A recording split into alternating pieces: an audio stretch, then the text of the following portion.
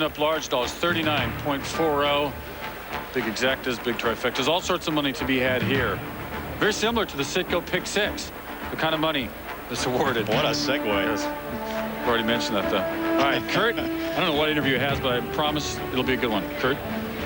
Thanks for your optimism, Kenny. I'll tell you what, if anybody ever asks you what's a Saratoga stable, because I wondered that a couple races back, this is a Saratoga stable. Jack Knowlton, David Mann on point here, and Jack, this is one heck of a ride already, no matter what happens today, I assume. Well, it certainly has been. Nobody expected us to win the Kentucky Derby. We felt we had a good horse going into the race. He did the job, and it's been 2 weeks of whirlwind activity for us, or coming into the Preakness, and I think we got a big shot. And reading the story of how you guys acquired this horse and how you got in the business, there's hope for the little guy. Well, certainly.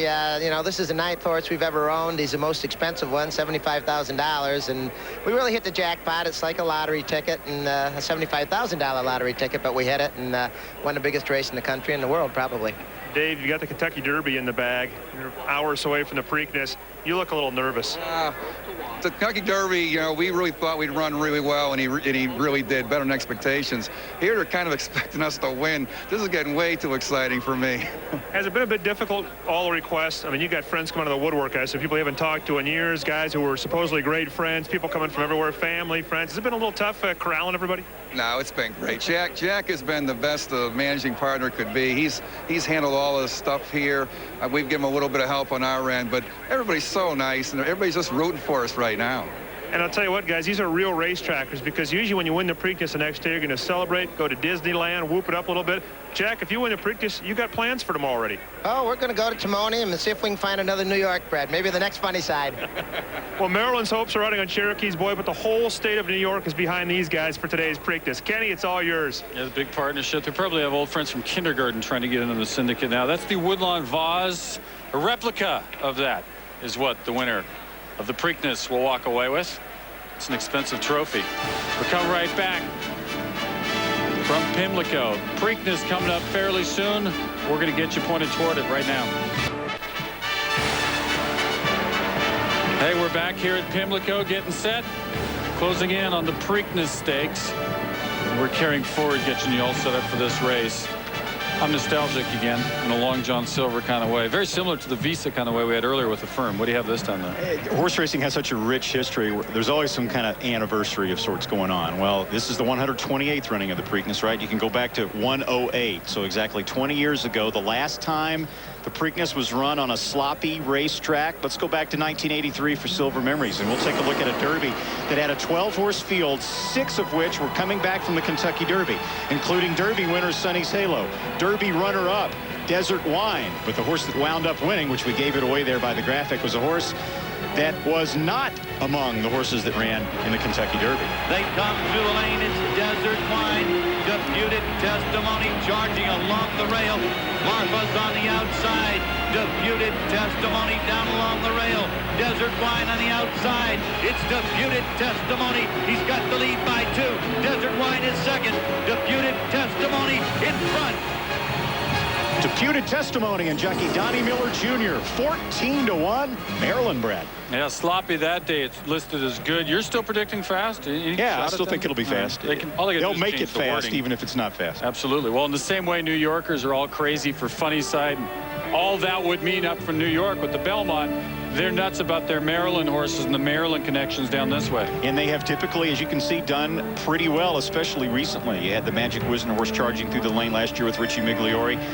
Captain Bodgett, a horse that was Maryland raced, who did quite well, Derby and Preakness. Concern wound up ultimately winning the Breeders' Cup Classic. And if I could just sing Maryland, my Maryland, thou wilt not cower in the dust. Maryland, my Maryland. Janine? You don't want me to sing that, do you? I hope not. Okay. Well, 10 years ago, a couple of Maryland guys bought their first horse for $5,500, a filly. She became a stakes winner, and then she went on to produce a couple of foals. Well, sadly, just a couple of months ago, she died of colic. But one of her foals has left them with quite a gift. See, he has become Cherokee's Boy, and he is their first Preakness starter. Cherokee's Boy is definitely a horse for the course. He sports a perfect 3-for-3 record at Pimlico, including wins in the Maryland Million Nursery and the Tessio Stakes. From top to bottom, Cherokee's Boy is all about Maryland. Definitely everybody's Maryland in this outfit here. From me to the owners to the jockey. I mean, he grew up here. He never even saw a horse until, never even got on a horse till he was, 16 years old or whatever. So, it'd be wonderful for everybody here. Gary Capuano has been through the Triple Crown Wars before. His Captain Bodgett narrowly missed in both the Derby and the Preakness 6 years ago. But the jockey is a Preakness rookie. Ryan Fogelsonger didn't ride his first winner until last May, yet he finished 2002 as the leading rider at both Pimlico and Laurel. He's just a tremendous rider. From being riding for a year and a half to know what he knows.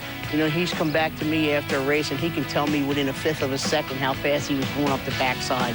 Those keen racing instincts led Ryan Fogelsonger to an Eclipse Award as 2002's top apprentice jockey. When I first started riding, people were saying, you're starting way too late to go out to that Eclipse Award. And, I just kind of never thought about it. I said, well, I'm just going to go out there and do what I can do and do my best. And all of a sudden, I was on top of the standings, and things just kept getting better and better. And now here I am a couple days away from riding the Preakness. And I could have never dreamt it'd be like this. I keep saying I'm living a dream, but even my dreams weren't even this good. And everybody talks about, why don't you change? Why don't you get Bailey? Why don't you get Day? Why don't you get this guy? Why don't you get that guy? This is working for us. He's won 6 out of 10 races on the horse. He's won 5 stakes. He's ridden the horse well, and I sure didn't even have any thoughts of taking him off of this horse. I mean, the only discussions that I ever heard was from people here, who are you going to ride in the Preakness? Who are you going to ride in the Tessio? Who do you think I'm going to ride? He's our guy. And what if Cherokee's Boy can pull off some Maryland magic?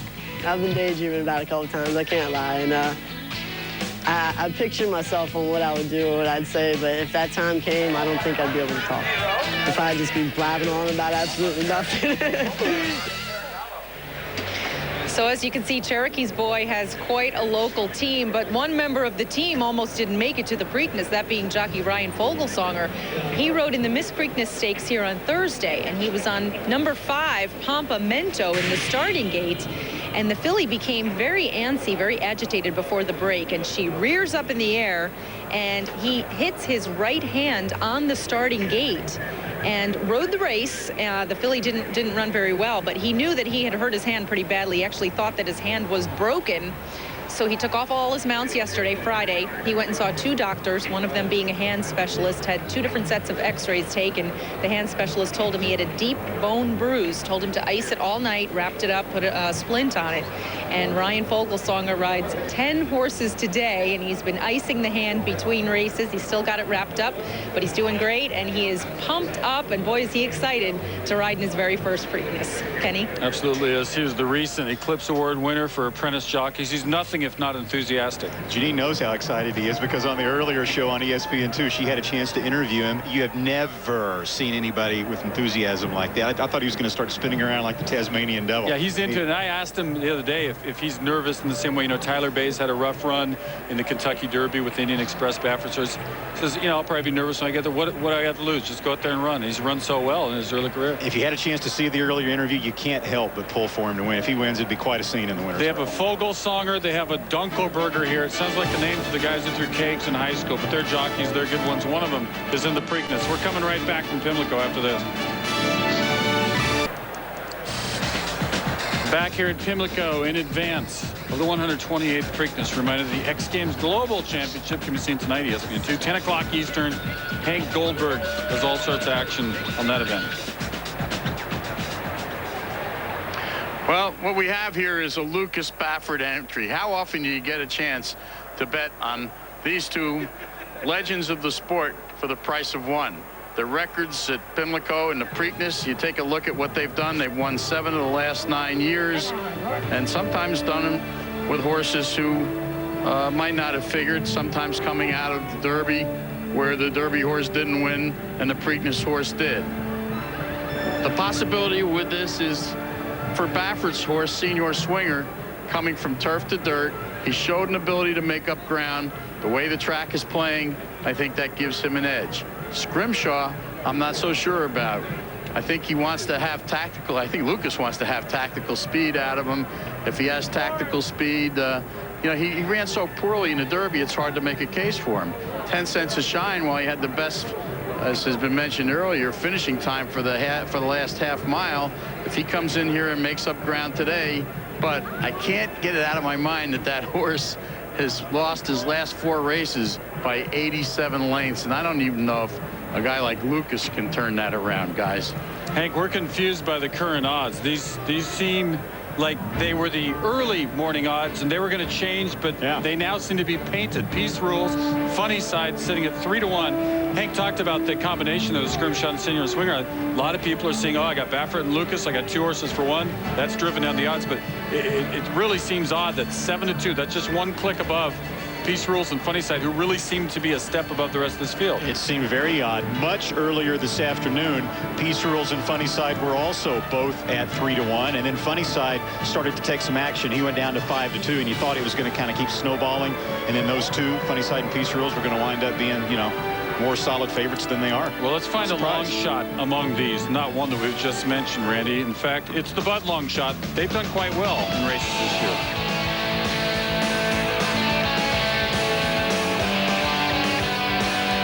The lines of what Hank Goldberg is talking about. We're looking for a horse to come from off the pace, just off the pace, 5-6 lengths off the pace. It could be Kissin' Saint. This is Kissin' Saint winning an allowance race prior to the Wood Memorial, in which he finished 3rd behind Empire Maker and Funny Side. This is Kissin' Saint training at Pimlico earlier this week. Trainer Lisa Lewis looking to become the first female trainer to win a Triple Crown race. Kissin' Saint currently at 8-1. Our Budweiser long shot for the Preakness. The Bud long shot in all our spring races going forward has fared quite well. You like this one a little bit. He looks pretty calm right now in the barn. That's actually a live shot of Kissin' Saint back at the Preakness Stakes barn. He's having just a little bit of a snack. Not too much. No, don't eat too much now. That's not good before a race. Well, you know, the point has been made that Empire Maker and Funny Side came out of the Wood and then did quite well in the Kentucky Derby, 1-2. This was the next best, except 8 back. I mean, where can you figure the gap is going to be made up in one race going forward? There's only 2 ways to look at that. Well, I don't think you can look at the Wood Memorial necessarily and like Kissin' Saint to turn the tables on Funny Side just based on the Wood Memorial. You've got to just use the theory that this is a horse that's only had 5 career starts. He's getting better and better and better each time. The extra distance has got to help him a little bit. And also on the day of the Wood Memorial, we were there. It was a muddy, drying out racetrack, but it was a speed favoring racetrack, which didn't necessarily help Kissin' Saint either. That's the theory, at least. 8-1 though, you can give it a shot. I still say the odds are scrambled, and there's some, I renounce the odds board right now. It's just it seems odd. It seems strange, doesn't it? It does seem strange to have the entry just 1 tick lower.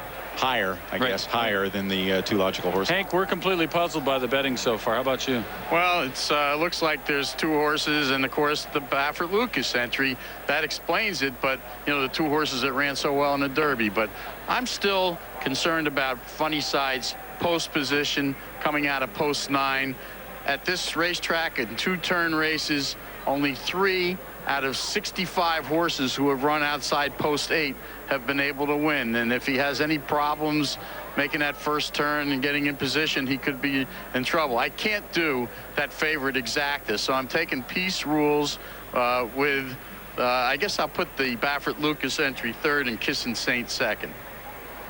Well, maybe, Hank, on the stat you just gave, that they're due to start winning from that outside post as opposed to it not happening again. I mean, you can play with statistics anyway, correct? Hank has been marooned back in the barn area. There was 1 more today a couple of races ago that broke from the 11 hole and won. So now there's 4, but still 4 out of 66 is not a terribly good percentage. The trend is changing, obviously, right now. We got Kurt Hoover out there in the infield with still more information for us. Oh, we got lots of information. Kenny, I'll tell you, if you're going to be out in the infield, this is not a bad place to be. If you want to get down and bet, it's 15 minutes to post, and as you can see by these windows over here, there's nobody in line. These betting windows were built especially for Preakness Day today. And how about the ground? You ever seen AstroTurf in an infield? Somebody had to tape down all this AstroTurf out here today because of the rain, so it'd be nice and safe and clean out here in the infield. So if you're going to be in the infield, you might as well be on AstroTurf, on the turf, in the infield on Preakness Day in Maryland. What could be more fun than that, Kenny? I don't know. We think in the last, what do we have, 10 minutes of the show, you really need to get with the people out there. Dive over that fence. Let's have a real interview with Kurt Hoover. All right, we're coming right back, getting you pointed toward the Preakness. We're about to go away, showing you some live racing, get you set up for the Preakness. Have a final few words coming up after this. This special is brought to you by Citgo. We know you. By Visa, proud sponsor of the Visa Triple Crown. By Budweiser. The best things in life are the things that are true. Budweiser. By Long John Silver's. Dive into something new. By Diamond Cut Jeans. Try a pair. They just fit better. And by the Bessemer Trust. Enhancing private wealth for generations. Equibase.com, your official online source for racing information from entries to results and everything in between. Equibase.com is a service of Equibase Company, the thoroughbred industry's official database. Reminder, not that you wouldn't know this already because you're a horse racing fan, NBC's carrying the Preakness Stakes about 6 minutes from now. It's okay that we tell you to watch an NBC program on ESPN because we're one big kooky horse racing family. We're like circus cousins, all of us. Hank Goldberg is setting you up for that race with an interview right now. Neil Howard joins us. Neil, who trains Mineshaft, who yesterday scored a very impressive win in the Pimlico Special. Now, you didn't just bring Midway Road down here to accompany Mineshaft, did you? No, I hope not, anyway. What? Tell us a little bit about Midway Road. I mean, I know that he's been beating Allowance Company. Why do you pick this spot for him? Well, it wasn't, this isn't our usual routine, but he's an improving colt. We always thought a lot of him, and he seemed like he got right just at the right time, and we thought we'd just give it a chance and see just how good he is. Where would you like to see him during the race? Not too far back. He does it, his usual style is about within the first flight, and I think they're closing some ground now. They got the track in great shape. Are you looking for pace in this race, or do you think that everybody's going to be holding back and resisting the lead? I don't know. I think the two favorites are going to, they have natural speed. I think it'll be a good pace, but those are two good horses that could carry it. All right, Neil, one last question quickly. How much improvement will your horse have to show today in order to beat the two coming out of the Derby who ran, as well as they did first and third? He's going to have to make a big jump, a lot of improvement. His buyers are not terrible, but they don't quite match up.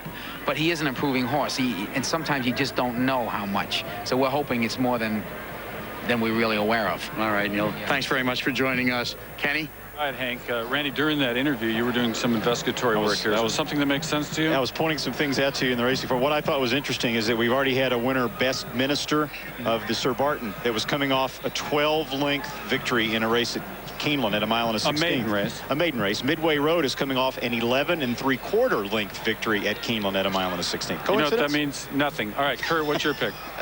Well, guys, I'm going to make it an exacta box. I do like Funny Side. I think he'll get the right trip again, but I really think Scrimshaw needed his last race and is going to improve, and I really like the fact that Dwayne Lucas went and got Gary Stevens to ride Scrimshaw. But I don't care who wins the Derby. I'm going to light up the victory cigar early. It's been a long day. I need a light.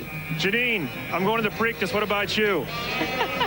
Well, we're almost there. I am right behind you, Kurt. Believe me, I'll meet you out there. But I think I'm going to go against the Derby winner. I think I'm going to go with Peace Rules. This is just such a gutsy, determined horse. He's got the best jockey for Pimlico here on his back, Edgar Prado, 14 Pimlico riding titles. And Peace Rules has traveled all over the place, and he has run his race every single time. I would be very surprised if he didn't run his race today. I think he gets the trip today. And long shot, I'll throw in the Bud long shot, Kissin' Saint. Well, Hank, I know that you've been up all night strategizing, so what'd you come up with? I'm with you, Janine. I've got the exact same finish you have. I think Peace Rules will benefit from the Derby. It was only his third race of the year, and I think that he came up a little bit short and has that extra race behind him now that'll give him a little bit of extra punch at the end. All right, that's the view from the field. Funny Side, by the way, is the winner of the race. And it's a gift at 3-1. I like Peace Rules as well, but I tell you what. Funny Side. You mean as well as Hank? As well as Hank. But and Janine for that matter. But I am totally confused about how the race is going to be run because there are so many different scenarios as far as who's going to set the pace. It could be a really fast pace as some of them go. It could be a really slow pace if they all take back like they say they're going to. Peace Rules could get a clear lead. He could get hooked to death. So we know nothing basically. Basically, there's so many different things that can happen. Unless something crazy goes on. I just think Funny Side's the best horse. He's graduated past Peace Rules during the season so far. Point given, one from the outside. He's not a point given necessarily, but you know, other horses have won from the outside. Halfway around the first turn, you'll know. If he's 4 wide, he's in big trouble. If he saves ground, you're in good shape. Good luck, all. Don't bet too much. All right, thanks for watching this TV show. The Preakness coming up real soon on another channel. Up next on this, the Adidas Oregon Track Classic. Good runners out there in the state of Oregon. They make tennis shoes out there and everything for running itself. Thanks for watching this. Thanks for the hospitality here at Pimlico. Funny stuff.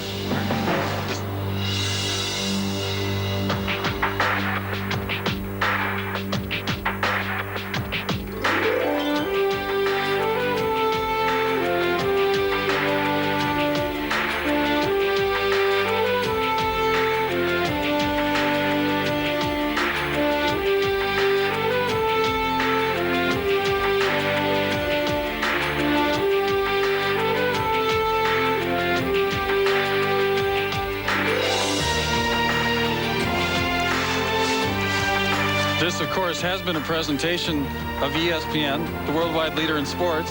For verification of that, go to ESPN.com. They just repeat that over and over. Thanks for watching horse racing on ESPN.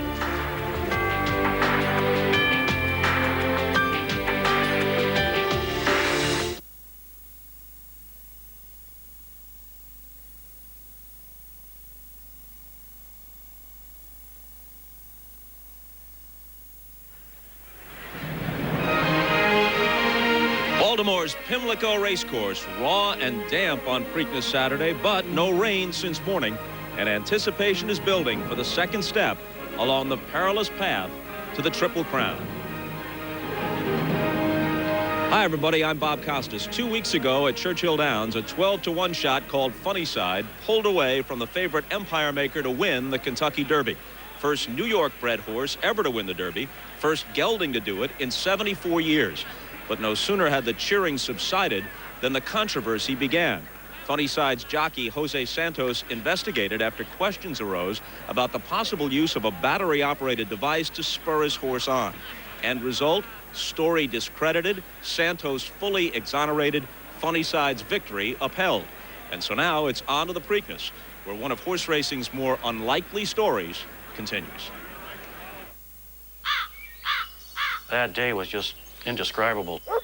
It's $1 in a dream. It's like hitting the lottery. You just can't imagine how something like this could happen to everyday people. Us hicks from the sticks. And they're off in the Kentucky Derby. We just turned to each other and said, is this for real? Would someone please pinch me? Funny Side, throw the inside, is racing fourth. Scrimshaw 5 wide into the first. We had box seats to Kentucky Derby. We had tickets for a lovely buffet luncheon. We're walking through with our Kmart jackets on, and you know, I think we've hit it. Funny Side to the neck, the piece rolls. Empire Maker charging hard. Oh, boy. What did I ever do to get myself into this position? Funny Side has a narrow lead. Never, ever, ever in the world could any of us imagine something like this happening. Funny Side trying to pull up the upset here. I'm sure people know who we are now. And the gutsy gelding Funny Side has won the 129th Kentucky Derby. On the shores of Lake Ontario is a small vacation village named Sackett's Harbor. Till 2 weeks ago, the biggest thing that happened here was the War of 1812.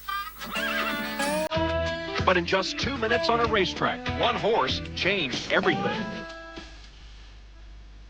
Today at Pimlico, 6 small-town guys from upstate New York will see if their 15 minutes of fame can last a lifetime, as they take their shot at racing history with another New York-bred Funny Side.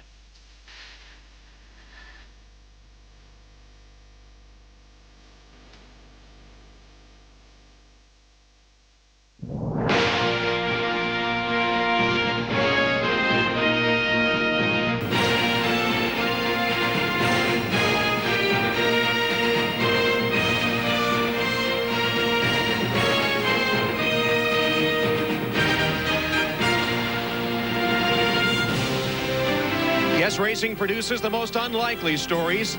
And a frisky Funny Side, chasing his trainer away a short time ago, hopes to continue the magic at Pimlico.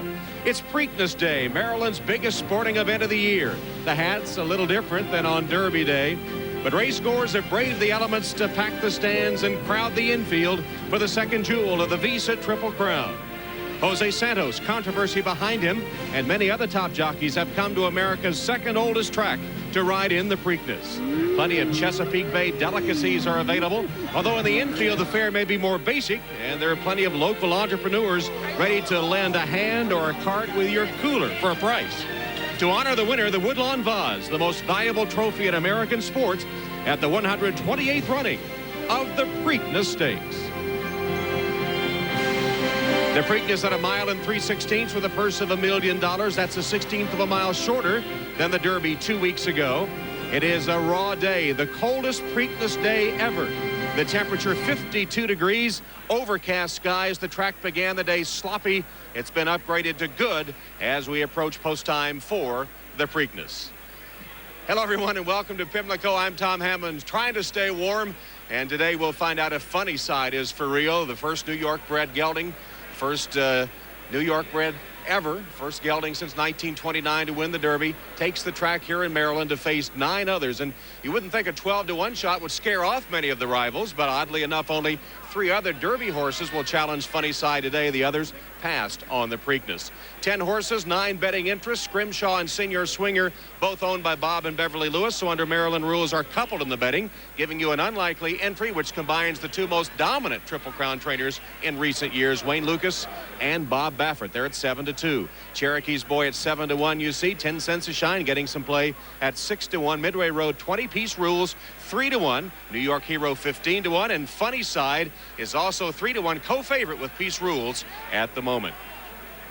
Well, of course, the weather has been a big concern today, and right now Tom Durkin just took a moment to go down to the track and see how bad it was.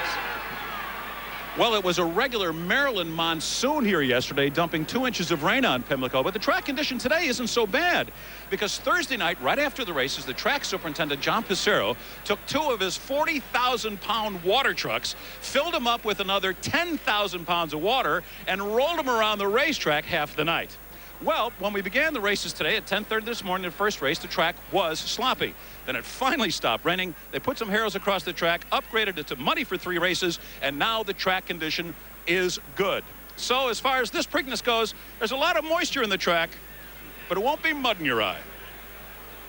All right, Tom. Well, there was some mud slinging, of course, as this past week the news has been dominated by suggestions of wrongdoing leveled against Funny Side's jockey Jose Santos in the Derby, a controversy that never should have occurred. It all began with this photo taken by Getty Images and published in the Miami Herald. It seems to show something in the right hand of Santos along with a whip. Suggestion was it might be an illegal electrical device, and the paper quoted Santos with a confusing answer about what might be in his hand. But why did the Herald rely on only that one frame instead of checking out other photos taken at the same time, like this AP picture, which shows Jerry Bailey Silks through the open hand of Santos? The TV replay shows Santos vigorously switching the whip from left to right hands, and after he comes across the finish line, twirling it in triumph. Only Houdini could have done that with something else in his hand. And in Miami, they couldn't find someone to interview Santos in his native Spanish language. A Kentucky steward's comment